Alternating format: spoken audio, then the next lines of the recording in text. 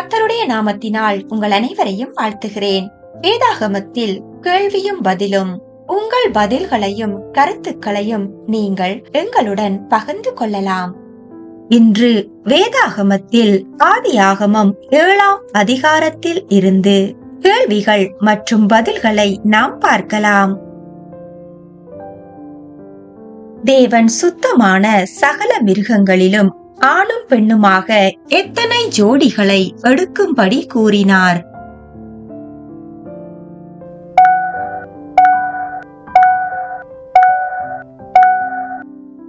ஆணும் பெண்ணுமாக எவ்வளவு ஜோடிகளை எடுக்கும்படி தேவன் கூறினார்?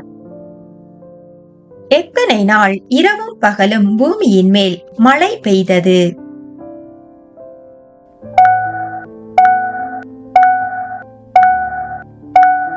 40 நாள் இரவும் பகலும் பூமியின் மேல் மழை பெய்தது. பூமியின் மேல் ஜலப்பிரளயம் உண்டான போது நோவாவின் வயது என்ன?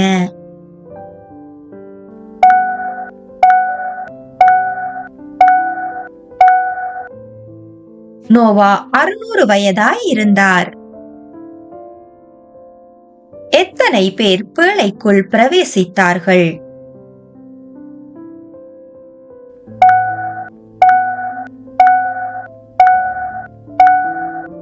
நோவாவின் குடும்பத்தினரான 8 பேர் மாத்திரமே பேழைக்குள் பிரவேசித்தார்கள்.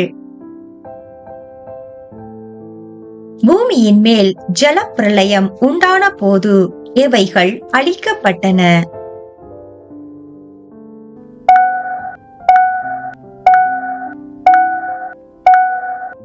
மனுஷர் முதல் மிருகங்கள், ஊரும் பிராணிகள், ஆகாயத்து பறவைகள் என பூமியின் மேல் இருந்த உயிருள்ள வஸ்துக்கள் யாவும் அழிந்து போனது.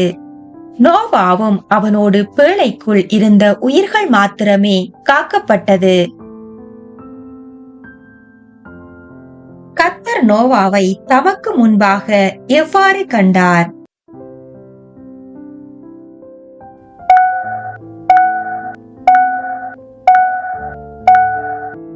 இந்த சந்ததியில் கர்த்தர் நோவாவை தமக்கு முன்பாக நீதிமானாக கண்டார்.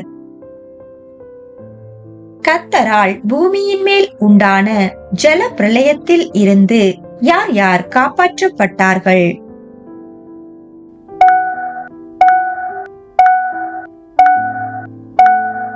நோவாவும் அவன் குமாரர்களும் அவன் மனைவியும் அவன் குமாரர்களின் மனைவிகளும் அத்துடன் நோவாவோடு பேழைக்குள் இருந்த உயிர்கள் மாத்திரமே காப்பாற்றப்பட்டன.